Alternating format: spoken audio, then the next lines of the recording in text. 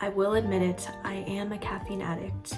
Back in high school, I would probably have minimum at least 3 cups of coffee every single day, and that would continue on all the way up to university. I always thought that caffeine was just kind of the solution to every problem that I had. It made me happier, it made me more productive, so what's the problem here? The thing is, just recently, I started looking into the topic of sleep, and more importantly, how to improve my sleep quality. And boy, did I find a whole lot about the effects of caffeine on my sleep quality. In the past, I've made the mistake of having multiple cups of coffee in the evening in order to fight my midday drowsiness, specifically that time after lunch when you're done eating and you're just feeling incredibly sleepy. It's great for that extra burst of energy when you need it, but the long-term effects are definitely not worth it. What I didn't know was that taking that cup of coffee in the evening prolonged this never-ending cycle of being constantly groggy when I wake up in the morning, never getting enough sleep, and the cycle repeating itself every single day. It was a very vicious cycle because it made me heavily reliant on caffeine. This is because caffeine blocks the built-up adenosine in your brain that makes you feel sleepy. Adenosine is one of the body's most powerful molecules, and it's linked to the digestion process.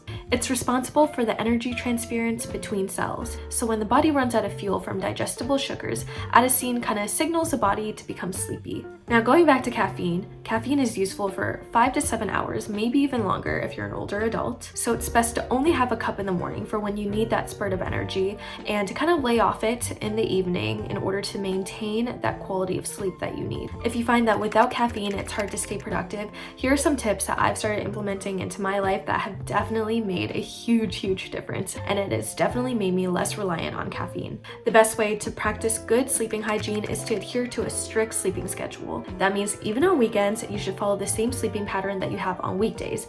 That way, when it's time to start a brand new week, you don't feel extra groggy on Mondays.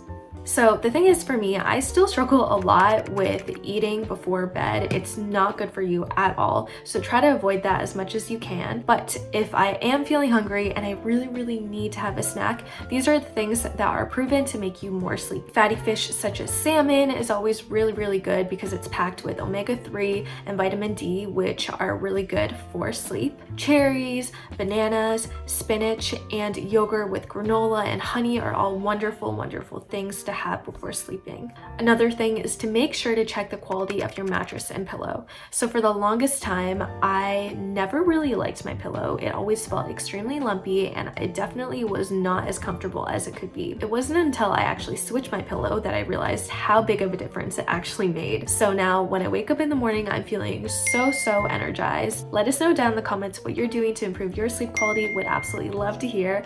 Until then.